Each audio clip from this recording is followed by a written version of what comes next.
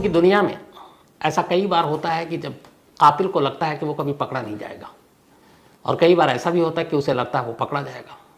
कई बार ये भी होता है कि उसे लगता है कि उसने ऐसी चीज़ें की हैं कि लंबा वक्त लगेगा पुलिस को उस तक पहुंचने में, और कई बार उसकी उम्मीद से पहले ही पुलिस उस तक पहुंच जाती है। तो ये पुलिस चोर या पुलिस कातिल के बीच ये लुका छुपी या भाग दौड़ का खेल चलता रहता है।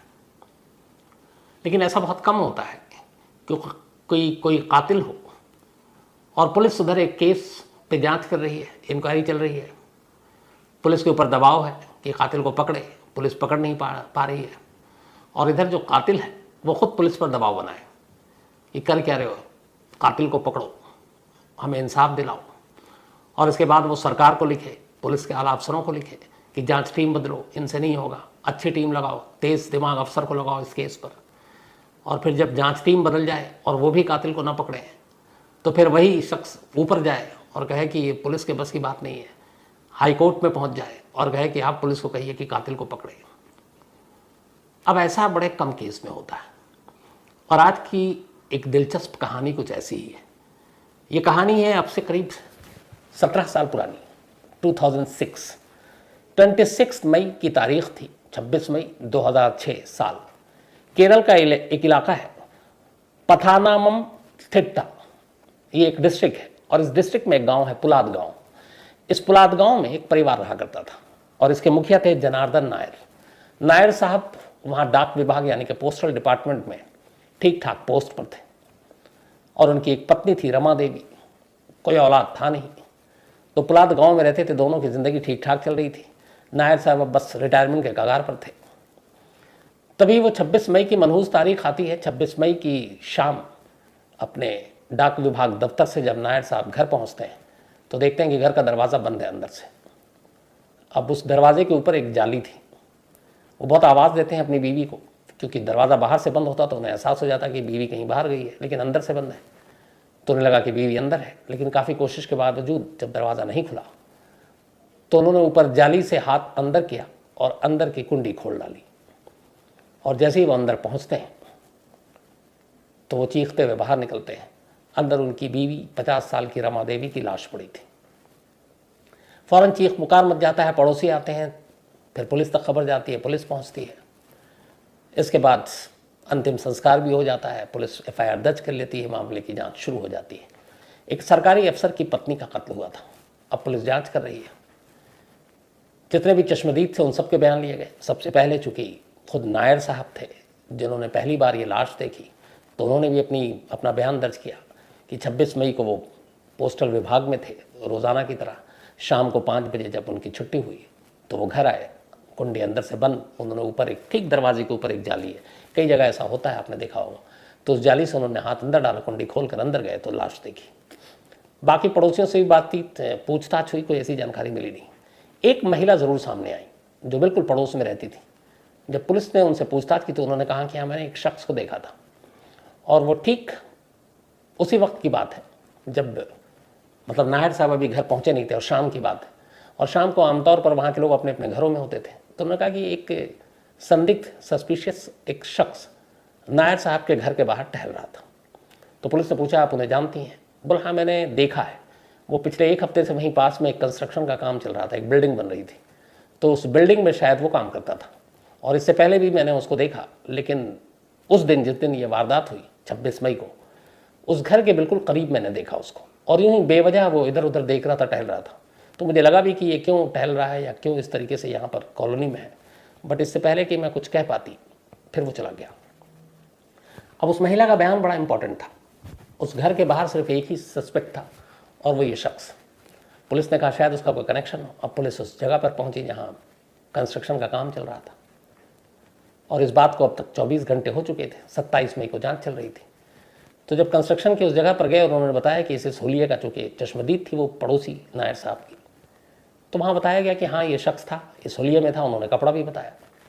तो बोला, बुलाओ, उससे पूछताछ करनी है। तो उन्होंने बताया कि आज वो बिना बताए हुए ड्यूटी पे आया ही नहीं। अब यहाँ से शक और गहराया। अब पुलिस ने उसका आता पता पूछा। अब वो कहीं कहाँ का कुछ मालूम नहीं, लेकिन वो मजदूरी करने कहीं बाहर से आया था, ये तय हो गया। अब पुलिस उस मजदूर की कुंडली खंगाल रही है। कोई सुराग नहीं मिल रहा है। इधर करते करते उसके बहुत सारे दोस्तों से पूछताछ करते करते एक केरल में ही एक और दूसरे डिस्ट्रिक्ट के बारे में पता चला कि वहाँ उसकी बीवी एक रहती है शायद। पुलिस वहाँ तक पहुँची तो उसने कहा हाँ मैंने इससे शादी की थी इस शख्स से, लेकिन ये तो बहुत पुरानी बात हो गई, उसके बाद हम दोनों अलग हो गए और वो ये छोड़कर अब कहाँ रहता है, उसका नया ठिकाना क्या है मुझे नहीं मालूम। तो उन्होंने पूछा क्यों छोड़ा, बोला हमारी आपस में बनी नहीं। पूछा उस मजदूर का बिहेवियर, ये बोला नहीं ठीक ठाक इंसान था। तो अब जिस दिन कत्ल हुआ उसके अगले दिन से मजदूर गायब। उसकी एक ही पत्नी का ठिकाना मिला, वो भी अब उसके साथ नहीं दे रही, वो एक्स वाइफ, और कोई सुराग नहीं मिल रहा है। पुलिस ने अपने सारे घोड़े खोल दिए। इस दौरान में पुलिस को पता चला कि कानपुर में शायद वो देखा गया है, चूँकि तस्वीर उसकी बीवी और उस कंस्ट्रक्शन कंपनी के थ्रू अब मिल चुका था। तो अब केरल पुलिस कानपुर तक पहुंच गई, लेकिन पता चला नहीं वो कोई और शख्स है। केरल के हर डिस्ट्रिक्ट में पुलिस की टीम जा जाकर छान मारी कि ये शख्स शायद मिल जाए, कोई फ़ायदा नहीं हुआ। अब इस दौरान वक्त बीतता जा रहा है और अब ये हर तरफ बात फैल गई लगभग कि रमा देवी का कातिल एक मज़दूर है, एक अनजान मज़दूर है। और चूँकि उसको एक पड़ोसन ने देखा था उसी वक्त जिस दिन ये कत्ल हुआ, और वो बहुत ही रहस्यमय तरीके से वहाँ घूम रहा था। अच्छा, इस दौरान जब लाश पुलिस ने अपने कब्जे में लिया तो सारी जो फॉरेंसिक एविडेंस थे वो भी उन्होंने रख लिए।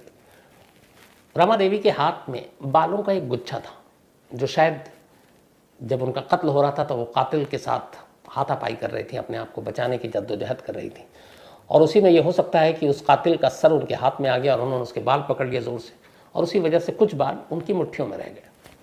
तो वो बाल एक बहुत बड़ा पुख्ता सबूत है कि ये कातिल का हो सकता है। पुलिस ने उस बाल को फॉरेंसिक और उसके डीएनए के लिए भी भेज दिया। अब उसकी रिपोर्ट भी आ गई, लेकिन रिपोर्ट आकर अब पुलिस स्टेशन में रखी हुई है और पुलिस इंतज़ार करे कि अब वो मजदूर मिल जाए तो उसके बालों से इसका मैच करा लेंगे, केस सॉल्व। तो डीएनए की रिपोर्ट थाने में है, मजदूर गायब। पूरे केरल से लेकर कानपुर तक हर जगह खंगाल डाला, कोई सुराग नहीं मिल रहा है। अब इसी दौरान होता ही है कि इस गांव में, जो पुलाद गांव है, वहाँ के लोग नाराज़ और गुस्सा हो रहे हैं कि पुलिस कोई कार्रवाई नहीं कर रही है। इधर जो रमा देवी के हस्बैंड जनार्दन नायर, ये भी नाराज़। तो गांव की पंचायत ने एक फैसला किया कि वो इसके खिलाफ मुहिम चलाएंगे। अब गांव की पंचायत ने रमा देवी को इंसाफ दिलाने के लिए एक मुहिम शुरू कर दी। थाने का घेराव, विरोध और धरना प्रदर्शन, और उसमें नायर साहब भी उसमें आगे आगे रहते। लेकिन फिर लगा कि इससे कोई फ़ायदा हो नहीं रहा, क्योंकि पुलिस बार बार कहती थी कि हम तो कोशिश कर रहे हैं, हमने उस मजदूर को ढूंढने के लिए यूपी तक अपनी टीम भेज दी, कई अलग अलग टीमें पूरे केरल को छान मारा, कहीं वो मजदूर मिल ही नहीं रहा है। और हर एक के जहन में अब तक ये हो चुका है कि रमा देवी का कातिल वो मजदूर है, क्योंकि एक तो वो मौके के बाद भाग गया और फिर कभी पलट कर आया नहीं, तो सारे शक उसी के खिलाफ। तो धीरे धीरे ये पंचायत का धरना प्रदर्शन भी कितना दिन खींचते, वो भी बंद हो गया। इसके बाद जब ये बंद हुआ तो नायर साहब पहुंच गए फिर आला पुलिस अफसरों के पास केरल में। उन्होंने कहा मेरी बीवी के कत्ल को इतने महीने हो चुके, अब तो साल होने वाला है, पर अभी तक कातिल नहीं मिला, वो मजदूर भी पकड़ा नहीं गया। मुझे लगता है लोकल पुलिस ये ढंग से काम करेगी नहीं, तो आप इसकी जांच क्राइम ब्रांच को दे दें। चूँकि इससे पहले ही अखबारों में खबर छपा चुकी थी, एक पोस्टल विभाग के एम्प्लॉय की वाइफ का कत्ल, धरना प्रदर्शन, लोकल न्यूज़ और अखबारों में सारी खबरें थी। तो फिर इस मामले को क्राइम ब्रांच को सौंप दिया गया। अब क्राइम ब्रांच ने यह मामला अपने हाथ में लिया। वो सारी जो शुरुआती इन्वेस्टिगेशन की रिपोर्ट थी वो भी देखा, पढ़ा, सब किया। अब वो अपने तरीके से भी जांच शुरू कर दी। धीरे धीरे वक्त बीता, लेकिन क्राइम ब्रांच भी कुछ नहीं कर पा रही। अब क्राइम ब्रांच से भी मायूस होकर नायर साहब पहुंच गए हाई कोर्ट, और हाई कोर्ट में उन्होंने एक अर्जी दी और कहा कि मेरी पत्नी के कत्ल को अब कई साल हो गए, लोकल पुलिस से लेकर क्राइम ब्रांच तक ने मामले की जांच की, लेकिन अभी तक कातिल को नहीं पकड़ा और न कत्ल की वजह मुझे बताई। तो अब हाई कोर्ट ने भी फिर ऑर्डर पास किया, हड़काया क्राइम ब्रांच को कि भैया इस मामले की जांच कीजिए फटाफट। अब उधर फटकार पड़ गई, अब इधर क्राइम ब्रांच ने अपनी जांच शुरू की, लेकिन फिर भी कुछ नहीं मिला। तो धीरे धीरे जब मन करता वो इस केस को देख लेते, नहीं होता तो बंद कर देते। वक्त बीतता रहा, करीब 17 साल बीत गए। 2023 आ गया, आज इस वक्त का साल, और महीना भी ये जुलाई का आ गया जो अभी चल रहा है। 17 साल हो चुके हैं रमा देवी के कत्ल को। अब क्या हुआ कि पिछले महीने यानी 1 महीने पहले से ये केस 17 साल पुराना, अब जो क्राइम ब्रांच में नए अफसर आए उन्होंने सारे अनसॉल्व केसेस को देखना शुरू किया। फिर इस रमा देवी मर्डर केस की फाइल पर उनकी नज़र पड़ी फिर ये भी देखा कि कोर्ट का भी ऑर्डर है इस पर कुछ करो, बट 17 साल तक कुछ हुआ नहीं। तो उन्होंने पता किया कि उस मजदूर का कुछ पता चला कि नहीं सर, कोई मजदूर का पता नहीं चला। अब जितने भी वो खबरी और मुखबिर और ये सारे लगा रखे थे, उनकी भी रिपोर्ट यही थी। तो उस अफसर को ये लगा कि 17 साल हो गए, उस मजदूर की अपनी ज़िंदगी भी होगी, कहीं ना कहीं मजदूरी करेगा, केरल नहीं तो यूपी का था, अगर कानपुर वहाँ भी नहीं पहुँचा, यहाँ भी नहीं है, और कभी पलट कर देखा नहीं गया, और इसके अलावा कोई दूसरा कत्ल नहीं हुआ, तो फिर मामला क्या है। तो पहले अफसर थे जिन्होंने कहा कि इस मजदूर को साइट करके अब इस केस के बारे में सोचो, क्योंकि शुरू से पहला फोकस ये है कि मजदूर कातिल है, और इसलिए सारे पुलिस वाले मजदूर के पीछे लगे हुए, मजदूर हाथ नहीं आ रहा और केस अनसॉल्व है। उन्होंने कहा 1% को हो सकता गलत है, लेकिन इस केस को उस निगाह से देखते हैं कि ये मजदूर कातिल नहीं, कातिल कोई और है। तब उसके लिए ज़रूरी है कि आपको पहले सबूत चाहिए, और अब सबूत भी आप उन्हीं निगाहों से देखेंगे, क्योंकि जब आप एक बार तय कर लेते हैं कि ये कातिल है तो सारी चीज़ें उसी चश्मे से देखते हैं। लेकिन जैसे ही आप फिर दूसरा नज़र से आप देखते हैं कि नहीं वो नहीं, कोई और भी हो सकता है, तो फिर आपका नज़रिया और चश्मा दोनों बदल जाता है। तो उस अफसर ने यही कहा कि 1 सेकंड को, ये मुझे डाउट है कि ये मजदूर कातिल होगा, कातिल कोई और है। अब उन्होंने उन फाइलों को निकाला, सारे स्टेटमेंट पढ़ने शुरू किए, सबके स्टेटमेंट पढ़ डाले। एक स्टेटमेंट पर जो नज़र टिकी उनकी, वो खुद रमा देवी के हस्बैंड यानी कि जनार्दन नायर का स्टेटमेंट था, जिसमें लिखा हुआ था कि वो उस दिन दफ्तर में थे, शाम को लौटे, आवाज़ दी, घर में कोई था नहीं, कुंडी अंदर से बंद थी, बहुत आवाज़ देने पर भी कुंडी नहीं खुली, उन्हें लगा पता नहीं कुछ हो गया हो उनकी वाइफ को। तो उन्होंने कहा कि उस ठीक दरवाजे के ऊपर एक जाली थी, जाली के अंदर हाथ डाला और कुंडी खोल दी, फिर अंदर गए और लाश नजर पड़ी। उस अफसर ने कहा कि इसमें कुछ डाउट है। अब उन्होंने कहा कि उस दरवाजे और कुंडी को देखते हैं कि एक शख्स क्या जाली में हाथ डालकर दरवाज़ा अंदर से कुंडी बंद है उसको खोल सकता है। उन्होंने टीम भेजा, उधर से बुरी खबर, पता चल कि सर 17 साल हो गए, वो दरवाज़ा वो घर सब टूट के रेनोवेट हो चुका है, अब नया बन चुका है, तो वो दरवाज़ा भी नहीं है, तो आप कैसे पता करेंगे। अब उन्हें धक्का लगा कि ये क्या मामला है। फिर भी उन्होंने कहा अच्छा उस वक्त की तस्वीरें निकालो। अब क्राइम सीन की तस्वीरें तो ली जाती हैं, बड़ा मस्ट है पुलिस वालों के लिए। तो उन्होंने अलग अलग एंगल से ली गई तमाम तस्वीरों को देखा। उस दरवाजे की तस्वीर, उसके ऊपर की जाली की तस्वीर बहुत क्लियर थी, पूरे दरवाजे की जो बनावट थी वो भी देखी, बनावट के हिसाब से जो हाइट थी दरवाजे की वो भी देखी, जो उसके ऊपर जाली थी उसकी हाइट क्या थी वो भी देखी। फिर कुछ पड़ोसियों को और उस मोहल्ले में रहने वाले पुराने लोगों को बुलाया और उनसे उस दरवाजे और घर के नक्शे के बारे में बातचीत की। तो सब मिलाकर सारी चीज़ें अब सामने हो गई। अब उस अफसर ने कहा कि सेम एक ऐसा दरवाज़ा बनाओ और ऐसी ही एक दीवार, और उस दीवार में ठीक दरवाजे के ऊपर ऐसी ही एक जाली, मतलब हूबहू लंबाई चौड़ाई सब कुछ वैसा ही। अब पुलिस वाले इस काम पर लग गए। एक खाली प्लॉट पर ऐसी एक दीवार खड़ी की गई, उस दीवार पे सेम वैसे ही एक दरवाज़ा लगाया गया बढ़ई से बनवाकर, और ठीक उस दरवाजे के ऊपर एक जाली वैसी बनाई गई उतना ही गैप देकर। और उस दरवाजे के पीछे, चूँकि साइज़ एक था, हाइट एक थी, उस दरवाजे की जो कुंडी थी, अंदर से भी तस्वीर ली गई थी, उस कुंडी की तस्वीर के हिसाब से हूबहू वैसे ही कुंडी भी बनाई गई। अब दरवाज़ा तैयार, दीवार तैयार, जाली तैयार, कुंडी तैयार, सब कुछ तैयार। पहली बार पुलिस अब नायर साहब को बुलाती है और कहती है आइए एक डेमो दीजिए। नायर साहब को ले जाया गया। उन्होंने कहा जब आप आए आपका बयान था, तो उन्होंने कहा हाँ, उन्होंने अपना बयान रिपीट किया, लेकिन अब तक उन्हें पता नहीं कि एक ऐसा कोई दरवाज़ा बन रहा है। तो उन्होंने वही बयान दोहराया। अब उसके बाद उनको मौके पर ले जाया गया। दरवाज़ा देखकर वो चौंक उठे। अब पुलिस वालों ने कहा ठीक है, जैसे आप 26 मई की शाम को घर आए थे और आपने दरवाज़ा खटखटाया, खुला नहीं, अंदर से बंद था, फिर आपने जाली में हाथ डालकर खोला, सेम वैसे ही इस दरवाजे को खोलिए, क्योंकि इस दरवाजे में और उस दरवाजे में कोई फ़र्क नहीं है, ना गैप में, ना हाइट में, ना लेंथ में, कहीं से भी। अब नायर साहब ट्राई करते हैं, जाली में हाथ डालते हैं, अंदर से कुंडी लगा दी गई थी। अच्छा, चूँकि वो दीवार सिर्फ खड़ी की गई थी, पीछे की तरफ से आप जा सकते थे खुले, तो पीछे भी पुलिस वाले खड़े हुए और नायर साहब का हाथ देख रहे हैं उस जाली से कहाँ तक आता है। उन्होंने देखा कि नायर साहब का हाथ और कुंडी के बीच में पूरा हाथ, पूरी कोशिश करने के बावजूद इतना गैप है कम से कम। तमाम कोशिश कर ली नायर साहब ने उस जाली से हाथ डालकर उस कुंडी को खोलने की, नाकाम रहे। इसके बाद वो चले गए। पुलिस ने कहा जाइए, ये रूटीन था ऐसे ही। उन्हें भी लगा कुछ नहीं है, वो चले गए।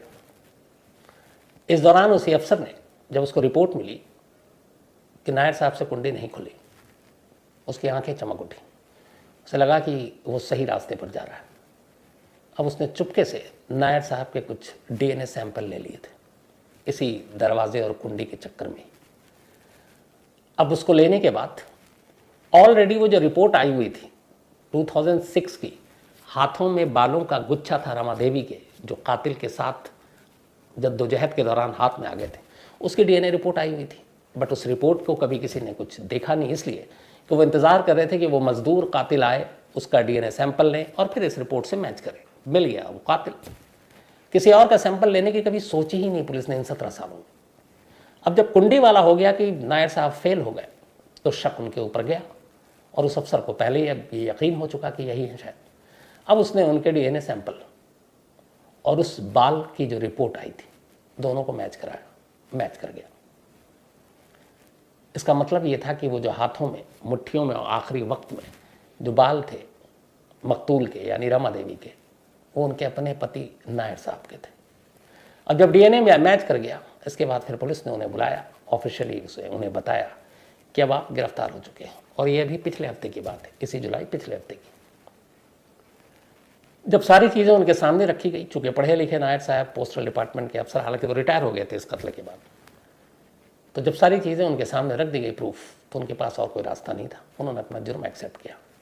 न सिर्फ जुर्म एक्सेप्ट किया, बल्कि ये बताया कि उन्होंने अपनी बीवी का कत्ल किया, और वजह बताई कि उन्हें अपनी बीवी के कैरेक्टर पर शक था। जब वो पोस्ट ऑफिस में होते थे तो कुछ लोग मिलने आते थे और मुझे ऐसा लगता था किसी न किसी लड़के के साथ उनका कोई अफेयर है, और बस इसी शक की वजह से उन्होंने मार डाला। उन्होंने कहा मारने के बाद, चूँकि पुलिस को कहानी सुनानी थी तो मैंने ये सुना दी कि मैंने जाली से हाथ डालकर खोला, और जो मजदूर घूम रहा था उस लेडी का जो बयान है उनके फेवर में चला गया कि एक घूम रहा था कोई रहस्यमयी शख्स, और मजदूर गायब हो गया तो उनको और ज़्यादा एडवांटेज मिल गया। पर उन्होंने कहा जैसे जैसे वक्त बीता, फिर पंचायत वालों ने कहा कि हम आवाज़ उठाएंगे, पुलिस के खिलाफ नारे लगाएंगे, नायर साहब की बीवी का कातिल नहीं मिल रहा है। तो ये चाहते नहीं थे कि लोग आवाज़ उठाए ताकि पुलिस पे प्रेशर पड़े और पुलिस सच में कातिल तक पहुंच जाए, क्योंकि वो खुद कातिल हैं। लेकिन मजबूरी थी, अगर वो ऐसा ना करते तो लोगों का शक हो जाता कि नायर साहब क्यों ऐसा कर रहे हैं। और यहीं से उनके दिमाग में एक और बात आई कि अब वक्त बीत रहा है, कातिल मिल नहीं रहा, और अगर मैं खामोश बैठा रहा तो मोहल्ले के लोग, पंचायत के लोग ये सोचना शुरू कर देंगे कि जिसकी बीवी का कत्ल हुआ है वो चुपचाप है, खामोश है, वो लड़ ही नहीं रहा अपनी बीवी के कातिल के लिए। इसी दौरान में उन्होंने कोई सीरीज़ देखी, फिल्में देखी, तो वहाँ से उन्हें एक आइडिया आया। उन्होंने कहा उसमें यही था कि जो कातिल है वो खुद हर तरफ घूम घूम कर चीख रहा है कि मुझे इंसाफ दिलाओ, इंसाफ दिलाओ। तो उन्होंने कहा कि लोगों को शक ना हो कि मैं चुपचाप बैठा हूँ, इसलिए उन्होंने खुद ही एक एप्लीकेशन लिखी कि लोकल पुलिस कुछ नहीं कर रही है, क्राइम ब्रांच को ये मामला सौंपा जाए। मामला सौंप दिया गया। उसके बाद भी कुछ नहीं हुआ। फिर उन्हें लगा कि लोग कहेंगे यार चुपचाप बैठा हुआ है, इसको अपनी बीवी से कोई प्यार ही नहीं है, उसका कत्ल हो गया, इससे कोई फ़र्क नहीं पड़ रहा है। तो उन्होंने कहा फिर मैसेज देना है। फिर वो हाईकोर्ट पहुँच गए कि मेरी वाइफ कैसे से कत्ल हुआ और अभी तक पुलिस कुछ नहीं कर रही है, मुझे इंसाफ दिलाइए, कातिल को पकड़वाइए। तो ये भी पहुँच गए। तो ये सिर्फ इसलिए ताकि लोग जो उस आसपास में रह रहे हैं उनको डाउट ना हो, और उस चक्कर में वो क्राइम ब्रांच और फिर हाई कोर्ट, और ये उनको उल्टा पड़ गया। जब पूछा गया नायर से पुलिस ने कि आप खुद ही कातिल, आप खुद ही पुलिस पे प्रेशर डलवा रहे हो और फिर हाई कोर्ट भी पहुंच गए, तो आपको लगा नहीं आपके उल्टा पड़ेगा? तो उन्होंने इसका जवाब दिया कि एक तो ये कि मुझे लोगों को सिर्फ यकीन दिलाने के लिए कि मैं भी चाहता हूँ कातिल पकड़ा जाए, ये करना पड़ा, क्योंकि ये मैंने किसी फिल्म में देखी थी कि उसमें कातिल ऐसे ही करता है और वो बच जाता है। दूसरा, उन्होंने कहा कि अभी चूंकि मजदूर के इर्द गिर्द पूरी कहानी फैल गई थी तो मैं बेफिक्र हो गया था कि पुलिस मुझ तक पहुंचेगी। हालांकि मुझे डाउट था कि कभी ना कभी ये खुलासा होगा और मैं पकड़ा जाऊंगा। साथ में उन्होंने ये भी कहा लेकिन इतना वक्त लगेगा ये मैंने नहीं सोचा था कि मुझे पुलिस को पकड़ने के लिए 17 साल लगेंगे। उन्होंने कहा मुझे ये था कि थोड़ा इधर उधर घुमाएंगे, कुछ होगा, लेकिन कभी ना कभी शायद मैं पकड़ा जाऊंगा, लेकिन इतने देर में पकड़ा जाऊंगा इसकी मुझे उम्मीद नहीं थी। तो फिलहाल नायर साहब अरेस्ट हो चुके हैं, उन्हें जेल भेजा जा चुका है, और 17 साल के बाद Rama Devi murder case Kerala police ने सुलझा लिया है। तो आपकी